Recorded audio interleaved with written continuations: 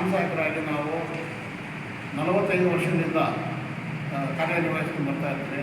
ನಮಗೆ ಈಗ ಗೌರವಧನ ರೀತಿಯಲ್ಲಿ ನಮಗೀಗ 15,000 ವೇತನ ನೀಡ್ತಾ ಇರ್ತಾರೆ. ಆದರೆ ಈಗಿರೋಂಥ ಒಂದು ಬೆಲೆ ಏರಿಕೆ ಆ ಒಂದು ಇದರಲ್ಲಿ ನಾವು ಈಗ ಜೀವನ ನಡೆಸೋದು ಕಷ್ಟಕರ ಆಗಿರೋಲ್ಲ. ಅದರಿಂದ ನಮ್ಮ ಒಂದು ಬೇಡಿಕೆ ಸೇವಾ ಭದ್ರತೆ ಮಾಡಬೇಕಂತ ನಾವು ಹಲವಾರು ಬಾರಿ ನಾವು ಮನವಿ ಕೊಟ್ಟಿದ್ದೀವಿ ಸರ್ಕಾರಕ್ಕೆ. ಈ ಕಳೆದ 2 ವರ್ಷಗಳ ಹಿಂದೆ ಬೆಳಗಾವಿ ಅಧಿವೇಶನದಲ್ಲಿ ಕಂದಾಯ ಮಿನಿಸ್ಟರ್ ಕೃಷ್ಣಬೈರೇಗೌಡ ಸರ್ ಬಂದು ಇನ್ನೊಂದು ಬೇಡಿಕೆ ನಾನು ಅತಿ ಶೀಘ್ರದಲ್ಲಿ ಈಡೇರಿಸ್ತೀನಿ ಅಂತೇಳಿ ಅವತ್ತು ನಮಗೆ ಆಶ್ವಾಸನೆ ಕೊಟ್ಟು ಅವರು ಇದುವರೆಗೂ ಇನ್ನೂ ಈಡೇರಿಸಿರೋದಿಲ್ಲ. ಆದ ಕಾರಣ ನಾವು ಇವಾಗ ಈ ಒಂದು ಮುಷ್ಕರ ಹಮ್ಮಿಕೊಳ್ತಾ ಇದ್ದೀವಿ. ನಮ್ಮ ಒಂದು ಬೇಡಿಕೆಗಳು ಈಡೇರಿಸೋದಿಲ್ಲ.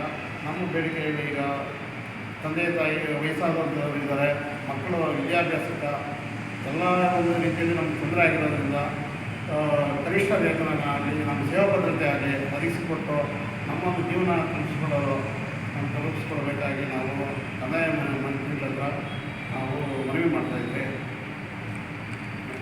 ನಮ್ಮ ಕಂದಾಯ ಇಲಾಖೆಯಲ್ಲಿ ಸುಮಾರು 45 ವರ್ಷಗಳಿಂದ ನಾವು ಕೆಲಸ ನಿರ್ವಹಿಸಿಕೊಂಡು ಬರ್ತಾಯಿದ್ದೀವಿ.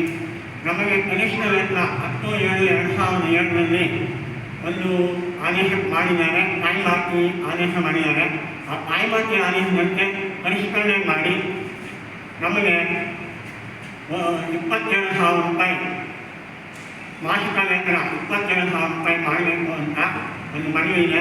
ಆಮೇಲೆ ಇದೇ ನಮ್ಮ ಕಂದಾಯ ಇಲಾಖೆಯಲ್ಲಿ ನಮ್ಮ ರಾಜ್ಯ ಸರ್ಕಾರ ನಮಗೆ ಈ 27,000 ರೂಪಾಯಿ ಸೇವಾ ಭದ್ರತೆ ಕನಿಷ್ಠ ವೇತನ ನೀಡಬೇಕು ಅಂತ ನಮ್ಮಲ್ಲಿ ಸೇವಾ ಭದ್ರತೆ ನೀಡಬೇಕು ಅಂತ ನಮ್ಮಲ್ಲಿ ಮನವಿ ಮಾಡಿಕೊಳ್ತಾ ಇದ್ದೀವಿ.